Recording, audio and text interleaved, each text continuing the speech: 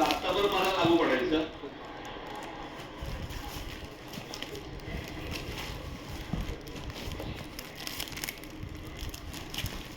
आज माझे बाळासाहेबांचं जन्मशताब्दी वर्ष सुरू होत आहे.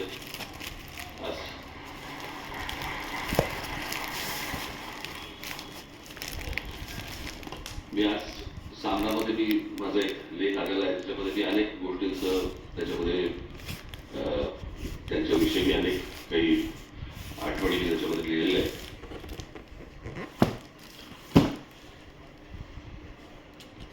खरं तर त्या व्यक्तीला कसं पाहायचं हे अनेकदा माझ्यासमोर, किंवा त्या व्यक्तीला कसं मांडायचं हे माझ्यासमोर अनेकदा प्रश्न उभे राहतात. काका म्हणून मांडायचं, व्यंगचित्रकार बाळासाहेब ठाकरे म्हणून मांडायचं, हिंदुहृदय सम्राट शिवसागर म्हणून बाळासाहेब ठाकरे म्हणून मांडायचं. आणि त्यांच्यावरती बोलायचं म्हटलं तर मी तुम्हाला 100% सांगतो, मी आणि उद्धव आम्ही तुमच्याशी तासनतास बोलू शकतो. तासनतास. मी मागे त्याच्यात एका तैलचित्राचं अनावरणाच्या वेळी सांगितलं होतं की खूप किस्से असे त्यांची मला सांगता पण नाही येणार. आणि न सांगण्याचं कारण म्हणजे भाषा. तुम्हाला माहित नव्हतं की काय म्हणजे तुम्हाला कानेकदा भाषणांमधून अशी छोटी छोटी झलक मिळाल्या होत्या.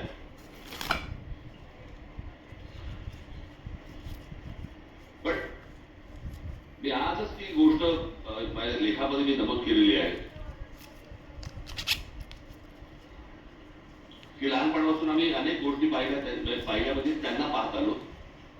बाहेर एवढं वादळ चालू असायचं, काय कुठे काही दंगली असायच्या, कुठे काही बाबा राडे असायचे, कुठे काही आंदोलनं असायची, कुठे काय काय कधी जेल, कधी काय कोणावरती काय, कधी संकट येईल, सगळं बाहेर सगळं वातावरण चालू असताना हा माणूस ज्या वेळेला व्यंगचित्र काढायला बसायचं,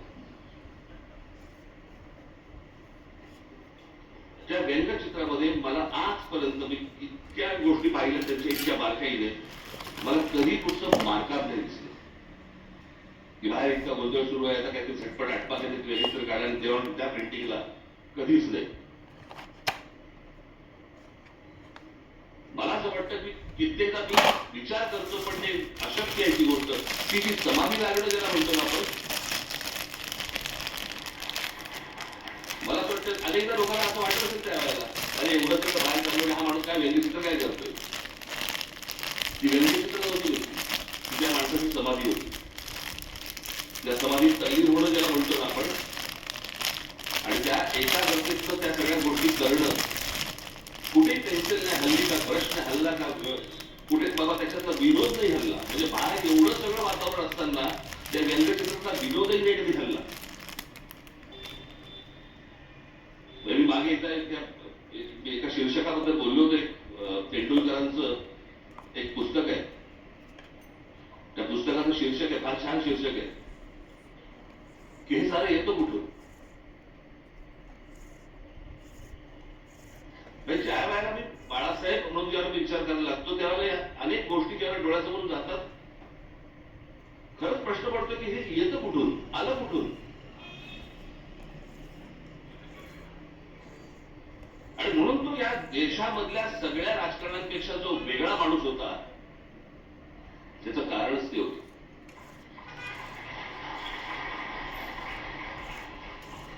मी त्याच लेखात म्हटलंय की एवढं सगळं बाहेर वातावरण, सगळं राजकीय गोष्टी घडत असताना एक आर्टिस्ट, एक कलाकार त्याची कलाकृती सादर करतोय, कलाकृती काढतोय, त्याला एक आकार देतोय. जगात असा कोणताही चित्रकार, शिल्पकार, व्यंगचित्रकार असा कोणीही कलाकार झाला नाही की बाहेर स्वतःच्या बाबतीत अशा काहीतरी गोष्टी घडतायत आणि एक माणूस कला निर्माण करतोय. असा कोणताही आजपर्यंत आर्टिस्ट तयार झाला नाही या जगात. नसेल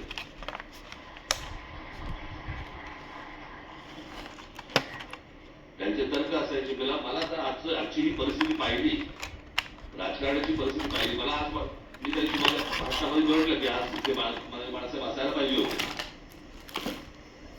पण आज महाराष्ट्राच्या देशात देशाची जी राजकीय परिस्थिती निर्माण झालेली आहे म्हणजे गुलामांचा बाजार. आणि हे सगळं महाराष्ट्रामधलं सगळं चित्र पाहिल्यानंतर कुठेही जा तुम्ही, हे सगळं चित्र पाहिल्यानंतर आज मला असं वाटतंय बाळासाहेब नाही येत ते मध्ये.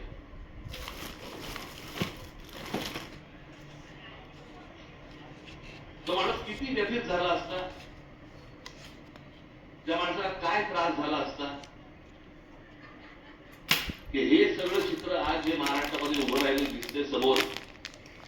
जसे ते पूर्वी 200 वर्षापूर्वी नाही का ते चावडीवरती उभे राहायचे आणि माणसाची लिलाव चालायचे, आज तसे महाराष्ट्रामध्ये लिलाव चालू आहे.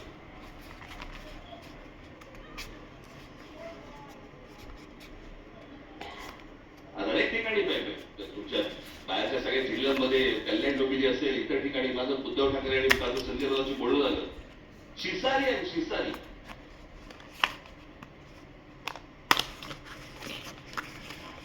व्यथित व्हायला म्हणतो ना आपण की काय चालू आहे, कुठे नेतोय आपण. आणि आज ही परिस्थिती पाहायला माननीय बाळासाहेब नाईक याच्यासारखी चांगली गोष्ट नाही की तो माणूस आज हे सगळं बघायला नाहीये. तो पाहूच शकत नसता हे माणूस की ज्या गोष्टी शून्यातनं उभ्या केल्या. आज तुम्ही बाहेरच्याही तुम्ही बाकीच्या पक्षांकडे बघा, अनेक लोक तुम्हाला दिसतील की जे बाळासाहेबांनीच निर्माण केले होते.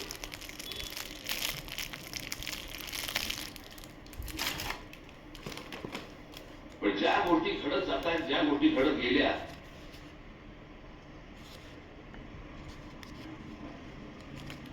मी ज्याला बाहेर पडलो त्याच्या वेदना वेगळ्या होत्या.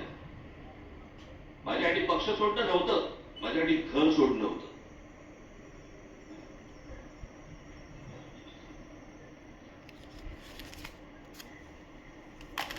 पण त्या सगळ्या गोष्टींचा एक 20 वर्षाचा काळ निघून गेलाय.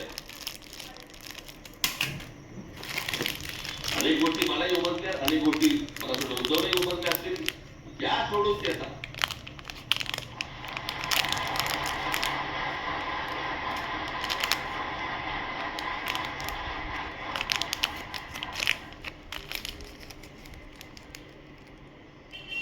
काय सकाळी गेल्यावरती साफ झालेली बरी असते, तर कुठे आयुष्यावर पुस्तक बसायचं.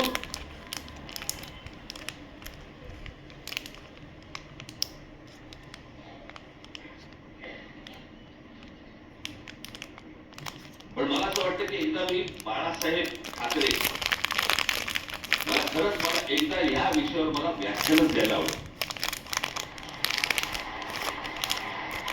आणि त्या माणसाचे सगळे पैलू मला तुमच्यासोबत एकदा मांडायचे.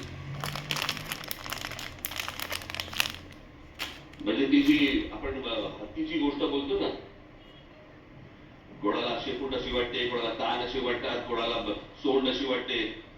बाळासाहेब ठाकरे तशी व्यक्ती होती. प्रत्येकाला वाटलं की हा माणूस असा आहे, प्रत्येकाला वाटलं हा असा आहे असा आहे. तो माणूस कसा होता हे जगाला कळलं. आम्ही घरात ते आपलं आम्हाला कळलं, तुम्हाला कळलं.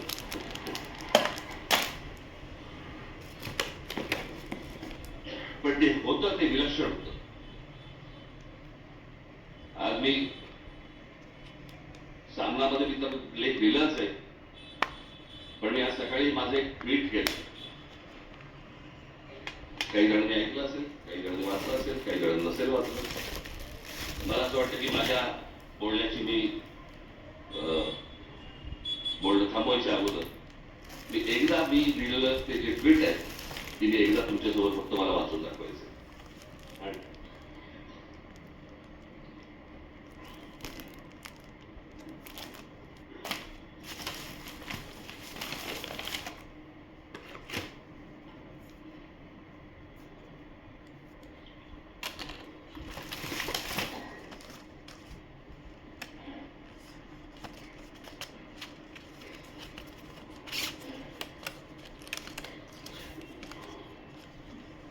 वेळेवर न सापडणं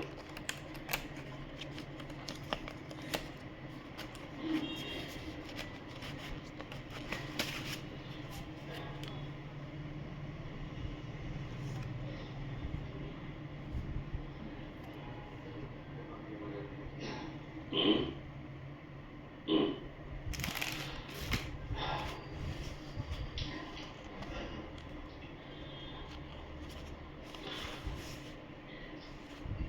स्वर्गीय बाळासाहेबांची आज 100वी जयंती. इतिहासात जन्मशताब्दी वर्ष अनेकांची साजरी झाली आणि होती गेली.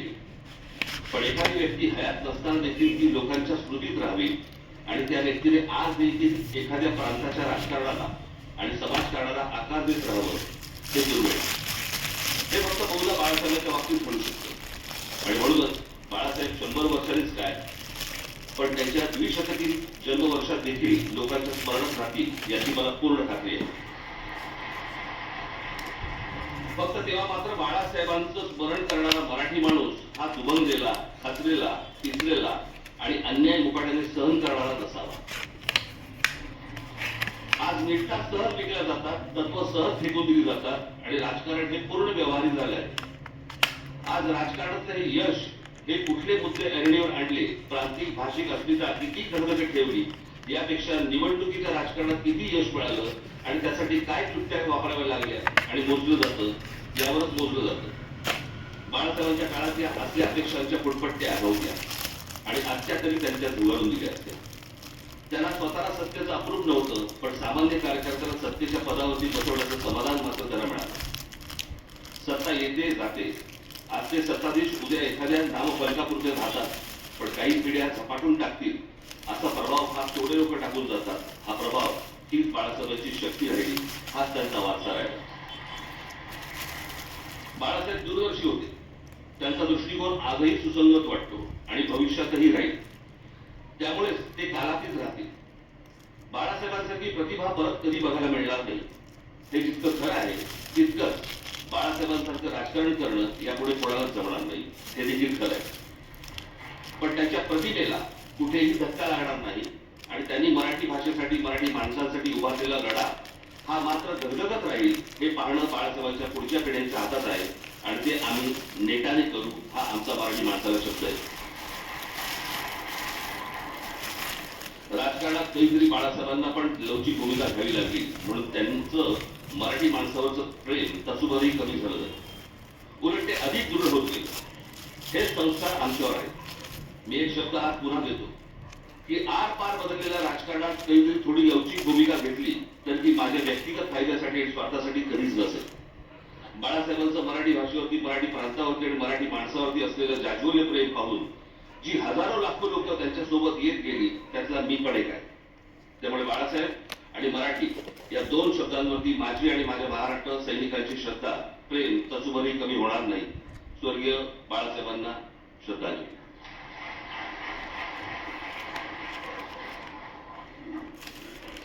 मला एकच छोटासा प्रसंग मला आठवतो. प्रमोद महाजनांनी सांगितलेला. मला असं वाटतं उद्धवना पण तो माहिती निश्चित असणारच. बाळासाहेब करानगरमध्ये अशी फेऱ्या मारायची आणि मला असं वाटतं ही गोष्ट असेल 86 वगैरे, 86 नाही, 85 सालची गोष्ट असेल. आणि त्याला प्रमोद महाजनांना बाळासाहेब असं म्हणाले होते की प्रमोद, या देशातल्या हिंदूंना मी हिंदू म्हणून मतदान करायला लावीन आणि हिंदू मतदार तयार होतील. प्रमोद महाजन बोलले, बाळासाहेब शक्य नाही या देशामध्ये. ते बोलले, तू बाळासाहेब मला ओळखत नाहीस. आणि बाळासाहेबांनी या देशामध्ये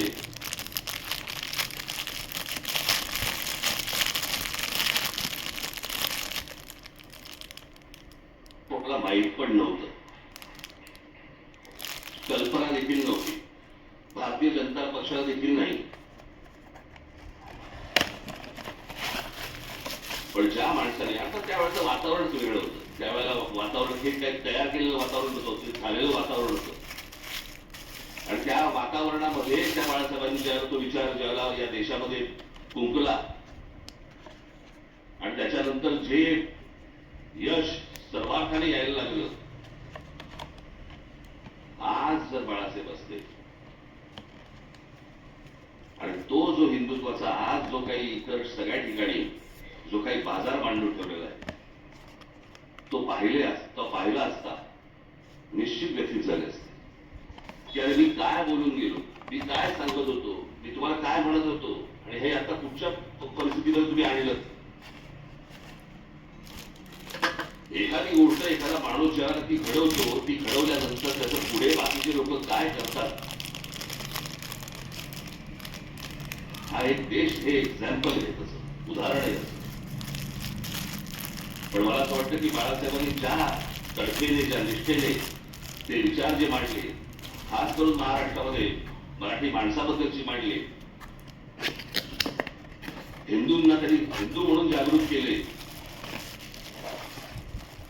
पण दुसऱ्यांचे वाघडे काढण्यासाठी नव्हे, स्वतःच्या स्वाभिमानासाठी उभे केले. मला असं वाटतं की तो स्वाभिमान, ते प्रेम आपण सतत सगळेजण जागृत ठेवू अशी मला आशा अपेक्षा आहे. हे वर्ष बाळासाहेबांचं जन्मशताब्दी वर्ष आहे. आज सुरुवात होते. मलाही काही कल्पना सुचतील, मला असं वाटतं उद्धवलाही सुचतील, तुम्हालाही काही सुचतील. मला असं वाटतंय की येणाऱ्या पिढ्यांसाठी एक आदर्श असं एक वर्ष आपण लोकांसमोर ठेवू, आणू आणि त्यांच्यासमोर आपण बाळासाहेब काय होते हे मांडण्याचा आपण जास्तीत जास्त चांगला प्रयत्न आपण याच्यापुढे करूया. आज मला या कार्यक्रमाच्या निमित्ताने मला इथे बोलवलं त्याबद्दल मी अत्यंत आपला आभारी आहे. धन्यवाद. जय हिंद, जय महाराष्ट्र.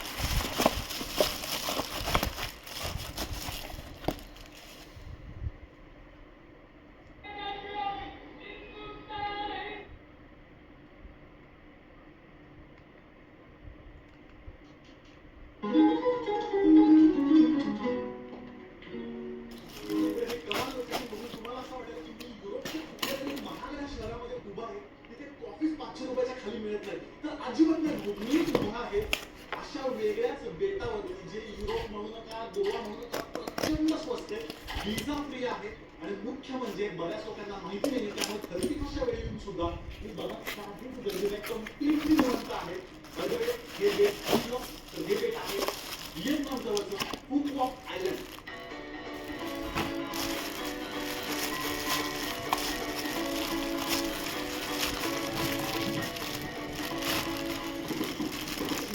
जगातील सगळ्यात लॉंगेस्ट केबल कार ही थेट समुद्रावर आहे. मोठे ॲनिमल पार्क आणि सफारी जिथे तुम्ही असंख्य प्रकारचे प्राणी बघू शकता, हे जिराफला खायला देऊ शकता, ॲनिमल शो बघू शकता. डिस्नीलँड सारखा अम्युजमेंट पार्क जिथे असंख्य राईड्स, मोठं ॲक्वेरियम, मरमेड, खूप साऱ्या ऍक्टिव्हिटीज ज्या करून जमल्यावर दिवाणी समुद्रकिनारी चालत राहाव्यात अशा लेक, भरमसाठ शो, चित्रातल्या सारखे शहर आणि बोट काही विशेष म्हणजे आम्ही फक्त 3000 रुपयांवर आम्ही 14 जण स्वतः ट्रिप प्लॅन करून गेलो. त्यांना कसं प्लॅन करायचं, काय बघायचं, कुठे राहायचं, खूप कसं तुम्ही भेट करू शकता. हे सगळे म्हणजे तुम्हाला व्हिडिओ बनवण्याचं व्हिडिओ शेवटपर्यंत बघा. त्याच्या विषयानंतर खूप मोठे करतात तर पुण्यामध्ये आमचा प्रवास सुरू. आम्ही गेलो मुंबईच्या छत्रपती शिवाजी महाराज आंतरराष्ट्रीय विमानतळ. भारतातून फुकॉकला थेट फ्लाईट आहे. तुम्हाला व्हिएतनामच्या हनोई किंवा होचिमिन वरून कनेक्टिंग फ्लाईट बुक करावं लागतं. ज्याला लागतात एकूण 7 ते 8 तास. आम्ही बुक केलं होतं व्हिएतनाम एअरलाइन्सचं Mumbai Ho Chi Minh Phu Quoc connecting flight आणि त्यामध्ये होचिमिन हे खूप जास्त बिझी एअरपोर्ट असल्यामुळे इमिग्रेशनसाठी मोठ्याच्या मोठ्या रांगा लागतात आणि 3 ते 4 तास जाऊ शकतात. आता आमची पुढची 2 तास, पण याची आम्हाला आधीच कल्पना होती म्हणून आम्ही प्रायोरिटी इमिग्रेशनचं तिकीट बुक केलं होतं. जर होचिमिनवरून तुम्ही फुकॉकला जाणार असाल तर हे करणं मस्ट आहे, नाहीतर तुमची पुढची फ्लाईट मिस होऊ शकते.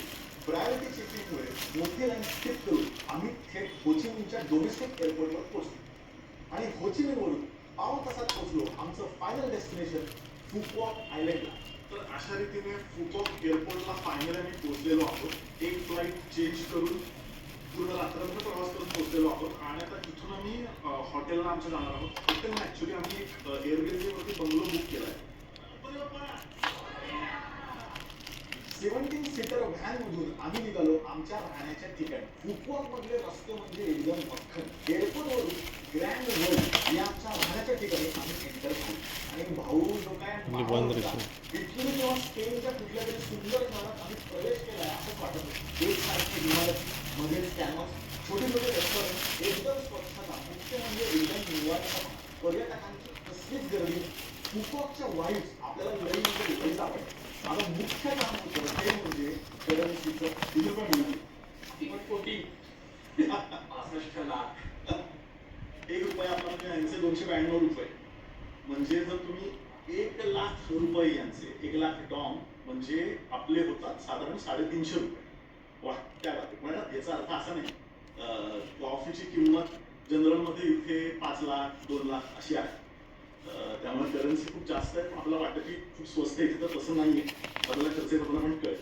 तर म्हणजे फायनली आम्ही हॉटेल चेकिंग केलेलं आहे किंवा मी होमस्टे चेकिंग केलेलं आहे आणि आम्ही राहतोय फुकॉकच्या ग्रँड वर्ल्ड या भागामध्ये. आणि ग्रँड वर्ल्ड हा जो भाग आहे त्यांनी युरोपियन स्टाईलमध्ये संपूर्ण शहर नव्याने बांधलंय असं म्हणता येईल. इथूनच जवळ जे विन वंडर आणि विन पर्ल नावाची जी अम्युजमेंट पार्क आणि ॲनिमल सफारी आहे अगदीच 2 किलोमीटर अंतरावरती आहे. त्यामुळे लोक आले तर एकतर ग्रँड वर्ल्डमध्ये राहतात किंवा सनसेट टाउन जे इथून 40 किलोमीटर अंतरावरती आहे जिथे लॉंगेस्ट केबल कार आहे आणि ते सुद्धा युरोपियन थीमचंच शहर आहे. आणि हे आहे आपलं होमस्टे ट्रायबिटो. हा खूप स्वस्तामध्ये मिळाला. मी तुम्हाला किंमत पण त्याची सांगेन. तर छानपैकी आत आल्या हा हॉल आहे. डायनिंग एरिया सुद्धा दिलेला आहे. इथे बनवून खायचं असेल तर किचन आहे आणि वरती म्हणजे 3 मजले प्रत्येक मजल्यावरती 2 बेडरूम. यस तर ती आहे बेड. बाल्कनी या रूमला नाहीये. बाकी रूमला बाल्कनी टॉयलेट सुद्धा आहे. हा जो संपूर्ण बंगला आहे त्याचे एका दिवसाचे आहेत साधारण 17 ते 18 हजार रुपये. आम्ही 14 लोक इथे राहतोय. म्हणजे पर रूम तुम्हाला साधारण 3,000 रुपयांना पडते जे खूपच स्वस्त आहे. ब्रेकफास्ट याच्यामध्ये इन्क्लूड नाहीये. इथून खाण्याचे ठिकाण सगळी जवळच आहेत. इंडियन रेस्टॉरंट सुद्धा आहे. कुठली कुठली रेस्टॉरंट आहेत मी तुम्हाला दाखवलं. आता बाकीच्या अट्रॅक्शन्स आपण आधी ग्रँड वर्ल्ड फिरणार आहोत आणि ग्रँड वर्ल्ड फिरल्यानंतर मग ॲनिमल सफारी आणि अम्युजमेंट पार्क म्हणून मी तुम्हाला दाखवेन. चला. पहिल्या दिवशी दुपारी झोप काढून बाहेर पडलो तर भाऊ लागतील ते खूप आवडतात. जुलैमुळे ग्रँड वर्ल्ड लई भारी होतं. स्ट्रीट फूडचे बरेच पर्याय दिसत होते. वेळ भेटणार आपल्यावर रात्री ग्रँड वर्ल्ड फिरकूया असं वाटलं. हा जबरदस्त माहोल आहे. म्हणजे यांनी कम्प्लिटली वेनिस सारखं शहर निर्माण केलेलं आहे आणि ज्या वेनिसच्या लेन्स आहेत ना तशाच पद्धतीने आहे. पूर्ण लाइटिंग आणि इथे सेम वेनिस सारख्या बोर्ड सुद्धा आहेत. बोट राईड संध्याकाळी 7ला बंद होते. आम्हाला बोट राईड घ्यायची होती पण बोट राईड नाही मिळणार.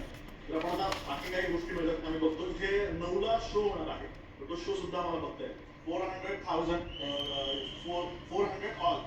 How much distance it is? About 40 minutes. 40 minute. Yes. Best गोष्ट म्हणजे सगळीकडे बॅटरीवर चालणाऱ्या कार्ड्स आहेत ज्यातून तुम्ही आरामात फिरू शकता. ग्रँड वर्ल्ड मध्ये जेवणाचे बरेच ऑप्शन्स आहेत. cần bao nhiêu chiếc bánh pizza cho mình?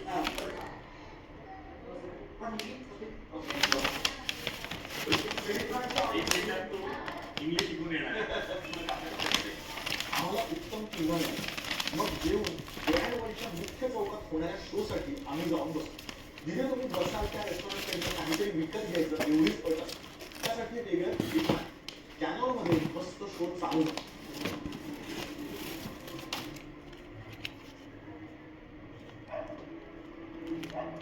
त्यामध्ये फटाक्यांची जोरदार आतषबाजी असते.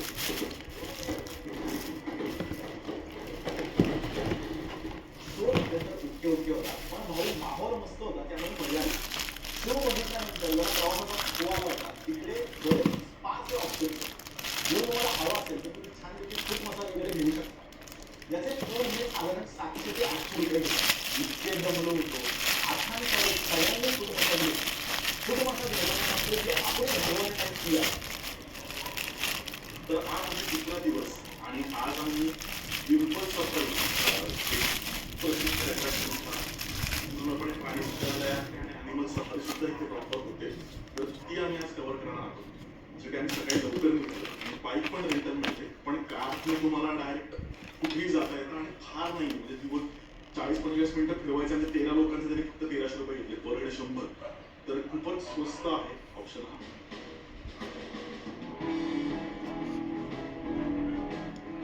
बॅटरी क्लासमधून आम्ही सगळे डिम्पल सफारीसाठी निघालो.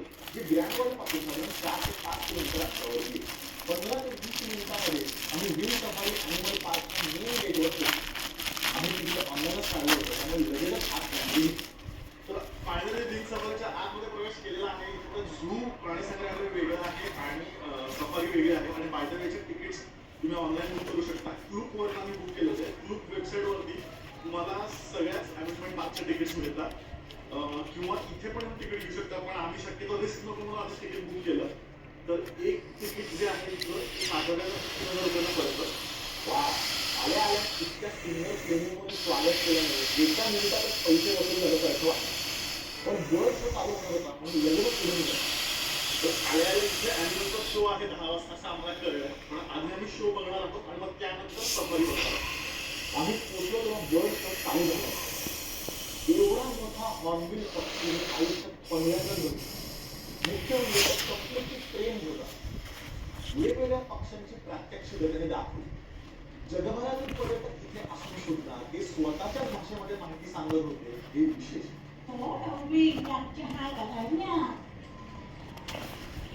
नाहीतर आपल्या लोकांना लगेचच इंग्रजी बोलायची खाल असते. असं पण हा शो लई झोपले खूपच मजा आली. दररोज सकाळी 11 वाजता हा शो असतो त्यामुळे त्याआधी तुम्ही पार्कमध्ये पोचायला पाहिजे. शो नंतर संपूर्ण प्राणी संग्रहालय फिरून बघायचं आम्ही ठरवलं, जे आम्ही बघितलं फिरणार होतो. बाजारात सुख हे या कार्डमधनं खाली उतरावंही लागत नाही आणि तुम्ही फक्त प्राणी उजवीकडे किंवा डावीकडे ते तुम्हाला इन्स्ट्रक्शन देतात आणि तुम्ही बघायचं. खूप सारे प्राणी कार्टमध्ये आरामात बसता येतात. हरण, काळी, माकड, अस्वलापासून ते अगदी वाघाचे सुद्धा दर्शन घ्या.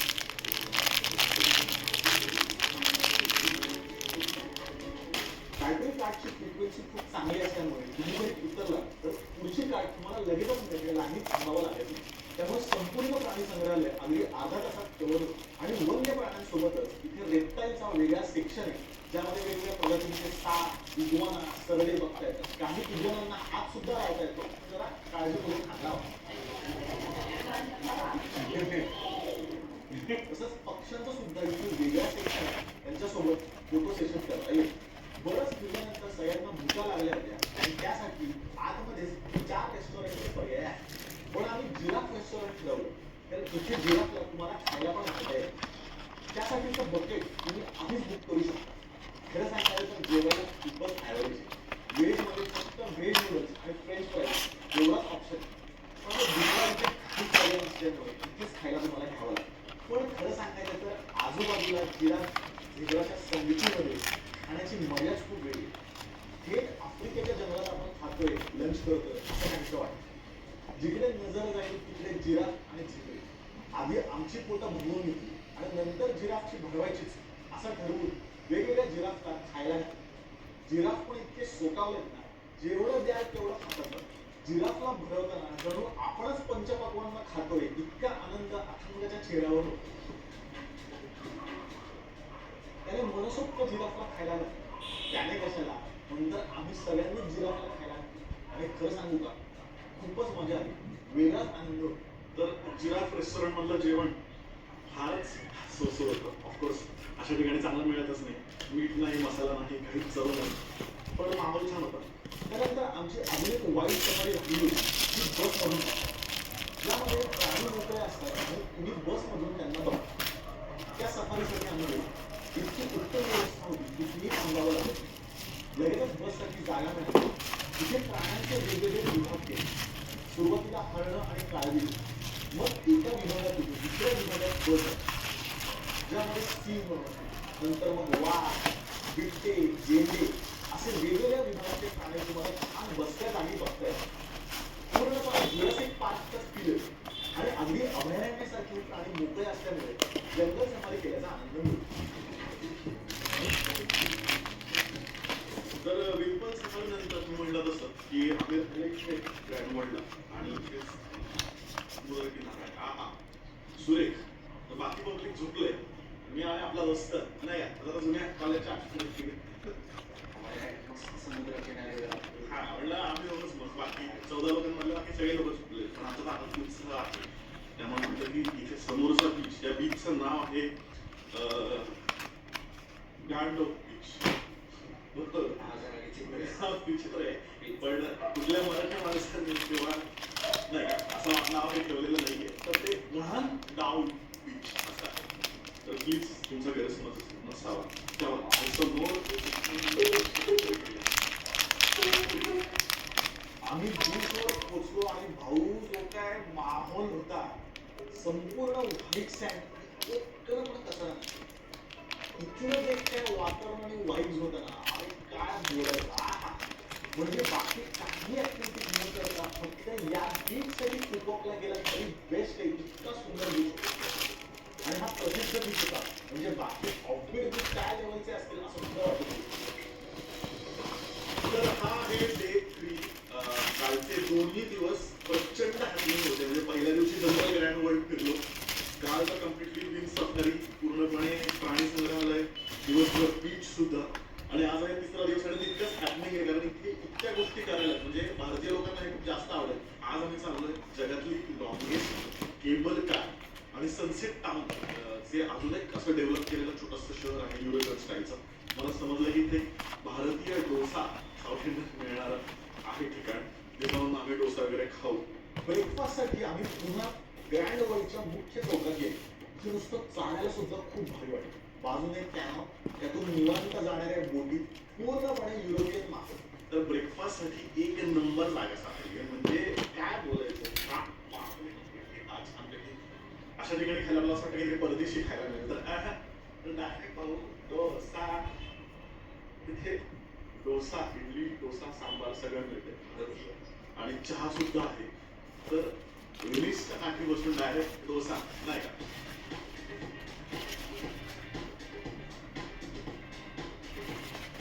अप्रतिम ब्रेकफास्ट झालेला आहे आणि जर तुम्ही आला तर नक्की टाकायला हे जे टेरी म्युझियम आहे ना हे टेरी म्युझियम त्याच्या एक्झॅक्टली समोर आहे आणि कोल्ड कोकोनट कॉफी जबरदस्त मिळते. आम्ही सगळ्यांनी घेतली आणि नवाला पण बाहेर केली म्हणून आमची गाडी घेऊन थांबलेली आहे. तर आपण आता थेट व्हॅन मधनं जाणार आहोत सनसेट टाउनच्या केबल कार अँथोई तसं नाव आहे आणि अशा मोठ्या व्हॅन इथे खूप मिळतात 13 किंवा 14 सीटरच्या आणि ही पूर्ण एसी व्हॅन असते.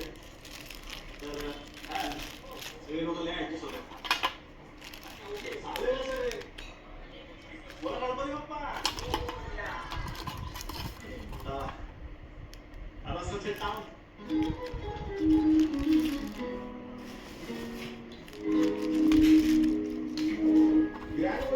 एका तासामध्ये तुम्ही सनसेट टाउनला पोहोचला. पहिल्यांदा आम्ही थेट केबल कार स्टेशनलाच गेलो. केबल कारचं जाऊन येऊन तिकीट आहे प्रत्येकी 2500 रुपये.